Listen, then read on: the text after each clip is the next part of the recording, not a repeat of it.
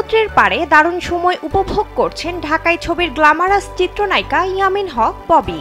অস্ট্রেলিয়ার light house সমুদ্র সৈকতে নো মেকআপ লুকে ধরা দিলেন তিনি।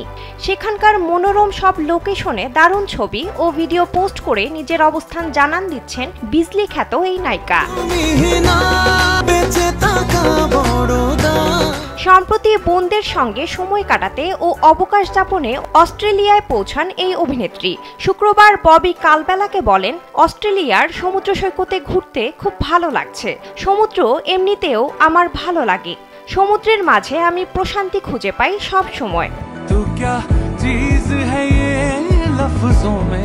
স্যান্ডেলিনা সো, রূপচর্চায় আভিজাত্য। তিনি আরও বলেন, নিজেকে নতুনভাবে আবিষ্কার করি। দেশে ফিরেই সিনেমার কাজে ব্যস্ত হতে হবে। এখান থেকেই বেশ কয়েকটি বিজ্ঞাপনের অফারও পেয়েছি। আরও কিছুদিন অস্ট্রেলিয়ায় থেকে পছন্দের জায়গাগুলো ঘুরে দেখতে চাই। অস্ট্রেলিয়ায় ববির পরিবারের অন্যান্য সদস্যরা থাকেন। তিনি সেখানে স্থায়ী হতে চান কিনা এমন প্রশ্নে ববি বলেন, পরিবার চায় আমি এখানে স্থায়ী হই, কিন্তু দেশ আমার সব সময় ভালো লাগে। আমার কখনোই ইচ্ছে হয়নি দেশ ছেড়ে কোথাও স্থায়ী হই। এখন পর্যন্ত এমন কোনো চিন্তা মাথায় আসেনি।